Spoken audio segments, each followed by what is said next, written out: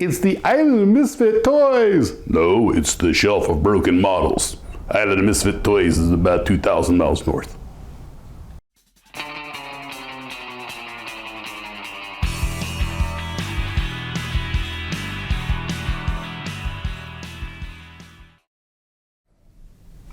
Well, hello Glue Troopers, and welcome to Tarbis 2.0.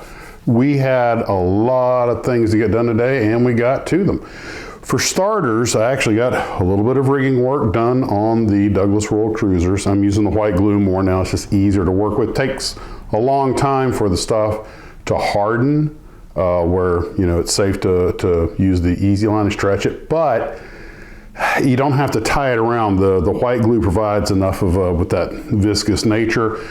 Just put a little dab in there, make sure that the easy line gets a good bite inside there, and just leave it to dry, and it does a great job. Looks better. You don't have the big knots tied around it. And but of course, progress is very slow going, but since rigging is not my favorite thing in the world to do, it's okay to do it in little bitty bites. So I came out here, I got some work, actually a lot of work done on the Arizona. Finally got it shot with that medium gray, which looks a whole lot better. Unfortunately, I made a mistake early on that I didn't quite catch. I knew I had the wood decking and not to put stuff on the deck so that wood decking could go on it. It kind of got past me that one deck above that also had the wood paneling, and I'd already put it in place and glued all the guns in and everything. That was a big mistake. So I wound up having to cut out the wood and put it in around all the parts, and kind of made a bit of a pig's breakfast out of it. At a distance it looks fine, you can't tell, but you get close at all, the mistakes start to show. That being said though, it still looks fantastic. I mean, the wood decking and everything, first time you use it.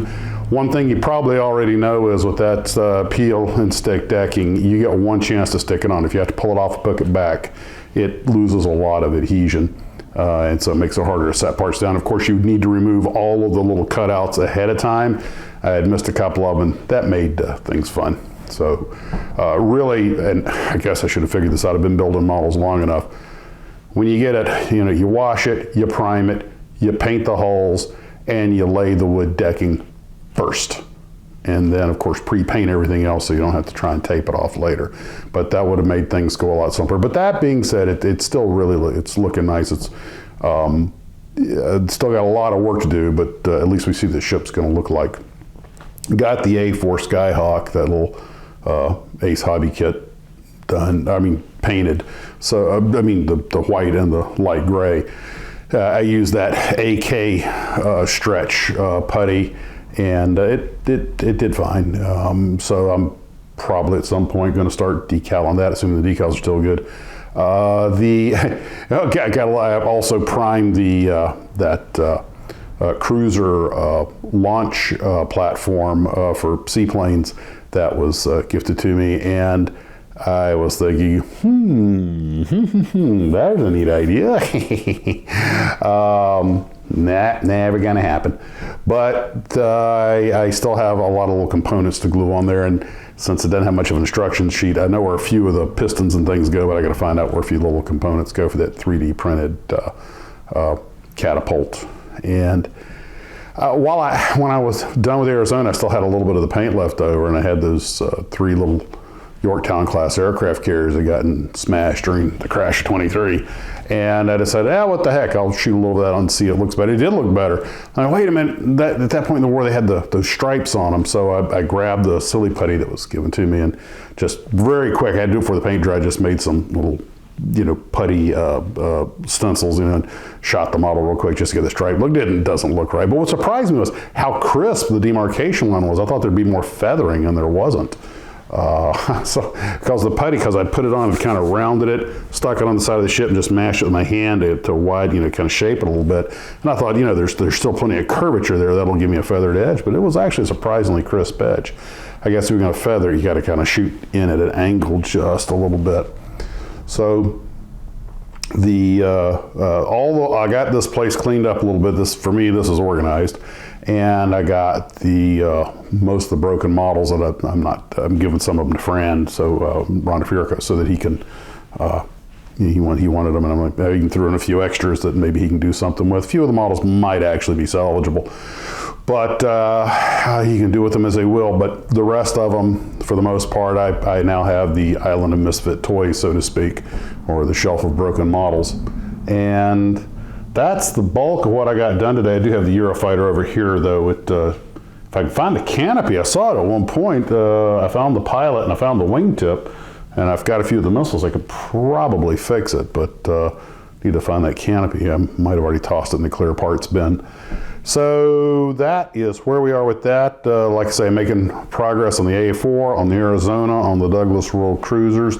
Toyed around a little bit. Actually, I had I would be using both rattle cans and the airbrush today, both, and got a little primer done on that catapult launcher. So it was a pretty effective day. Now, I watched a documentary on the Arizona, which probably helped me get motivated to go work on it again. And there's something that's kind of interesting to know. It was a Pennsylvania class battleship with 14-inch guns, and it was made in the middle of World War I. And of course, originally had those lattice type gun director systems, but those were replaced with the tripod masts. And that class, there were only two of them, the Pennsylvania and the Arizona. And of course, the Pennsylvania was first, which is why it's the Pennsylvania class.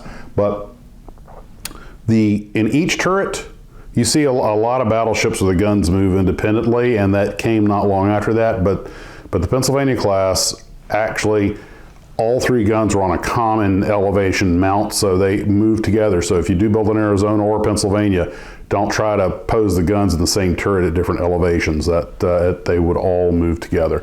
So I've got them over there hardening right now, all glued to where glued into place, where they're going to be hopefully all even with each other.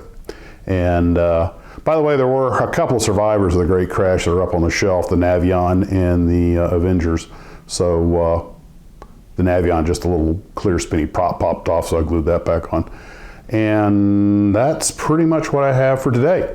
So from the Tarbis, hope everybody's doing well. Take care of yourselves. And oh, I found Captain Kirk's body. I found it. Had tucked it away in a nondescript little lock. So Captain Kirk, has his body back, and I'll get on that shortly. Take care of yourself, guys, and as always, model on.